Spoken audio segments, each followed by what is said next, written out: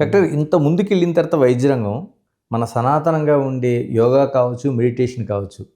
దీని అవసరం మీలాంటి నిపుణులైన సర్జన్సే చెప్తా ఉన్నారు. అంటే అది లాట్ ఆఫ్ దాని ప్రయోజనం కనిపిస్తుందండి మనకి. యోగాతో బెనిఫిట్స్ అనేవి వెరీ వెల్ ఎస్టాబ్లిష్డ్. సో అది తప్పకుండా యోగా హెల్ప్ చేస్తుంది, మైండ్ని కామ్ చేస్తుంది.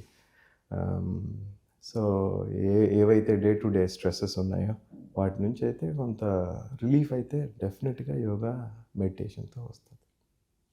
డాక్టర్ మీతో మాట్లాడితే, శివారెడ్డి గారితో మాట్లాడితే, ఆరోగ్యశ్రీ అంటే ఉమ్మడి రాష్ట్రం నుంచి చాలా ప్రభావితం చేసిన ఒక పెద్ద స్కీమ్. మీరు దానికి వైస్ చైర్మన్గా పనిచేశారు.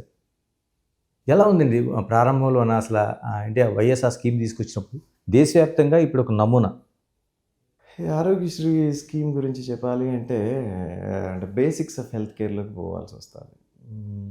ఎవల్యూషన్ ఆఫ్ అంటే మన ఇండియాలోనే హెల్త్ కేర్ ఇనీషియల్గా మొత్తము ప్రభుత్వ రంగ ఆసుపత్రుల్లోనే జరిగేది.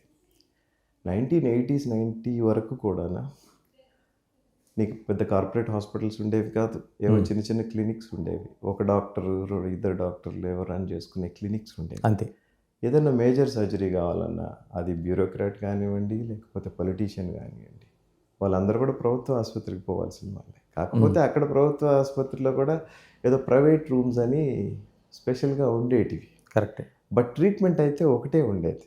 వాడు పూర్ అయినా సరే, పొలిటీషియన్ అయినా, బ్యూరోక్రాట్ అయినా, ఎంత పెద్దవాడైనా గవర్నమెంట్ హాస్పిటల్కి పోయి చేయించుకోవాల్సి వచ్చింది. ఎప్పుడైతే ఈ హెల్త్ కేర్ అనేది ప్రైవేట్ సెక్టర్ టేక్ ఓవర్ చేయడం మొదలెట్టిందో తర్వాత అప్పుడు ఈ మనీ ఉన్న వాళ్ళు, వీళ్ళందరూ పెద్ద పెద్ద వాళ్ళందరూ కూడా ఈ ప్రైవేట్ సెక్టర్ వైపు వచ్చేసినప్పుడు గవర్నమెంట్స్ కొంచెం ఆఫ్ గార్డ్ అయినాయి ఈ వీటిని పట్టించుకోవటం. సో ఆ టెక్నాలజీ అప్గ్రేడేషన్ వీటన్నిటిలో కూడా ప్రభుత్వ హాస్పిటల్స్ వెనకబడిపోయాయి.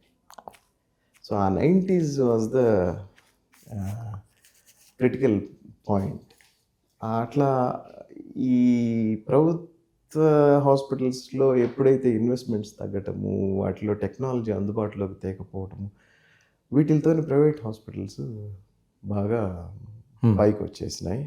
గవర్నమెంట్ సెక్టర్లో అలాగే కిందికి పోతూ పోతూ ఉండింది. సో ఒక స్టేజ్ వచ్చింది వేర్ పూర్ పర్సన్ ఈ కార్పొరేట్ వైద్యాన్ని అందుకోలేకపోతూ గవర్నమెంట్ హాస్పిటల్లోనే ఆ వైద్యం అందుబాటులో లేదు. అట్లాంటి పరిస్థితుల్లో మళ్ళీ గవర్నమెంట్ వీళ్ళని పట్టించుకోవాలి, వీళ్ళకి కేర్ ఇవ్వాలా,